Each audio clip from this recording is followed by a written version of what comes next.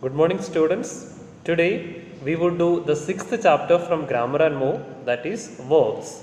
So, welcome to the class. A verb is a word which describes an action performed by the subject, the condition of the subject, or what is possessed by the subject. For example, Naina rides the bicycle. In this, rides is the verb because it shows the action done by Naina.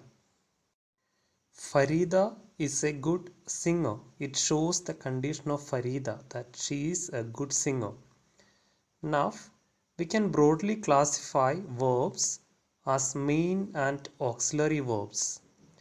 The main verb of a sentence can express its meaning independently, and it tells us what the subject does, feels, or is. These verbs may not need the help of other verbs to express their meanings. For example, the dog ran across the lawn. The auxiliary verb in a sentence helps the main verb to express its meaning or to show the tense. Auxiliary verbs are also called helping verbs. Words such as am, is, are, was, were, has, have, had, does, did, will, can, and should are all auxiliary verbs. For example, Raghav will meet his cousin tomorrow. In this sentence, will is an auxiliary verb that helps the main verb meet.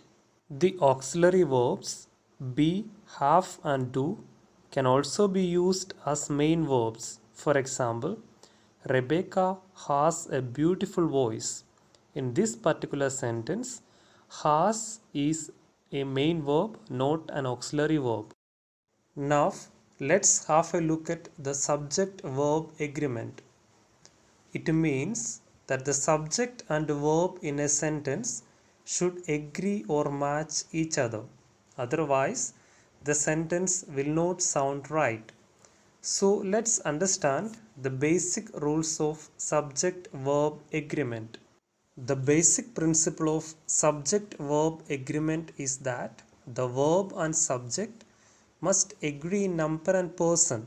This means that if the subject is singular, the verb should also be singular, and if the subject is plural, the verb should also be plural.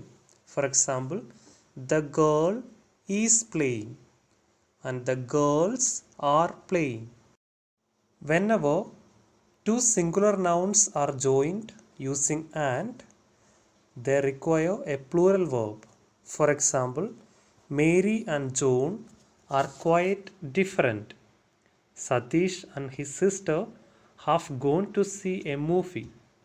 But there is an exception. When some nouns are regarded as one unit, they take a singular verb. For example, bread and butter.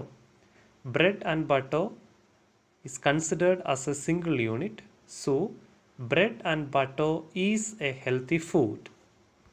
In sentences where nouns are joined using along with, as well as, together with, in addition to, etc., only the subject should be considered. Those words which comes after, along with, as well as, together with, in addition to, with, etc., are not part of subject.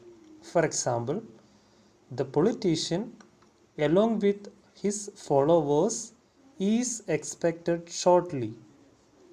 Otherwise, the politicians along with their followers are expected shortly.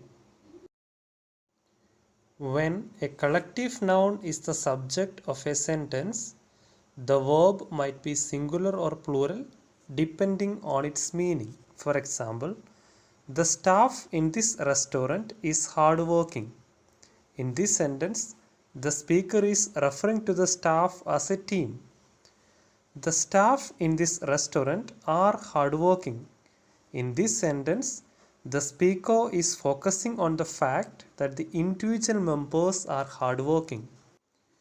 We use singular verbs with words such as someone, everyone, Each one, neither, either, and no one. For example, everyone is busy watching the badminton match. Someone is knocking on the door. When a plural noun denotes some specific quantity, amount, distance, period of time, considered as a whole, the verb is generally singular. For example, 10,000 rupees is not a small sum. 3 kilometers is a small distance. When we use an uncountable noun as the subject of a verb, we use a singular form of the verb. For example, honesty is the best policy. The milk is spoiled. So these are certain rules of subject-verb agreement that we have to keep in mind whenever we construct a sentence so that the sentence would always sound right. Hope you have understood this part well.